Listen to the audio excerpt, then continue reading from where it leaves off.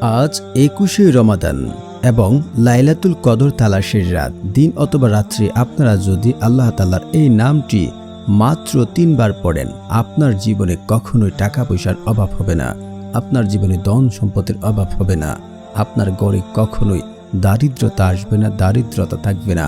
আল্লাহ তাআলার কাছে যা চাইবেন তাই পাবেন, এটা আল্লাহর ওয়াদা। আজ পর্যন্ত এই আমল করে ব্যর্থ হয়েছে এমন লোক আপনি কখনোই খুঁজে পাবেন না। তো বলছি, না টেনে সম্পূর্ণ ভিডিও দেখতে। যদি টেনে টেনে দেখেন হয়তো নিয়ম মিস হয়ে যাবে, আপনার দোয়া কবুল হবে না।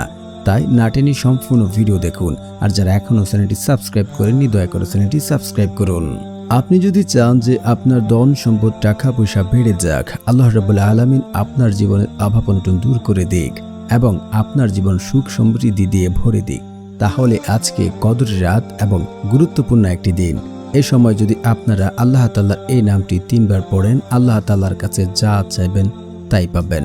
শুধু আপনাকে নিয়মটা ফলো করে তারপর আমলটি করতে হবে।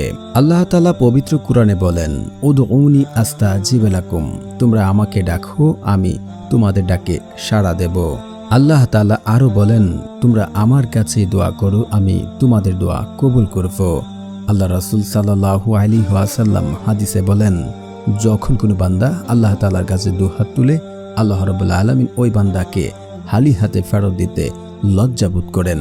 তো আপনাদেরকে আমল দ্বারা ফলাফল পেতে হলে কিছু নিয়ম এবং কিছু শর্ত মেনে আমলটি করতে হবে। শর্ত হচ্ছে 5 ওয়াক্ত নামাজ আদায় করতে হবে, হালাল খাবার খেতে হবে, হারাম খেলে আপনার দোয়া কবুল হবে না, পিতামাতার অবাধ্য সন্তানের দোয়া কবুল করা হয় না, এবং আপনি যদি আত্মীয় সম্পর্ক চিহ্নিতকারী কোনো দোয়া করেন আপনার দোয়া কবুল করা হবে না, এবং সর্বশেষ হচ্ছে আপনি যদি তাড়াহুড়া করেন, আমলের ক্ষেত্রে যদি তাড়াহুড়া করেন আপনার দোয়া কবুল করা হবে না। এই তো গেল শর্ত। এখন হচ্ছে নিয়ম, কিভাবে আমলটি করবেন। যেহেতু আজ লাইলাতুল কদর তালাশের রাত, আমরা কদর তালাশ করব এবং 3 বার রাত্রে আমরা আমলটি করব। তো আপনারা প্রথমে উজু করে নেবেন, উজু করে আপনারা নফল নামাজ পড়ে নেবেন। যদি কদর হয় আলহামদুলিল্লাহ, এবং আপনার রাত্রে বা দিনে আমলটি করতে পারেন। তারপর আপনারা পড়ে নেবেন ইস্তিগফার। ইস্তিগফার আপনারা 11 বার পড়বেন। ইস্তিগফারে বহু বহু ফজিলত রয়েছে। আস্তাগফিরুল্লাহ, আস্তাগফিরুল্লাহ, আস্তাগফিরুল্লাহ। তারপর আপনারা পড়ে নেবেন দুরূদ শরীফ।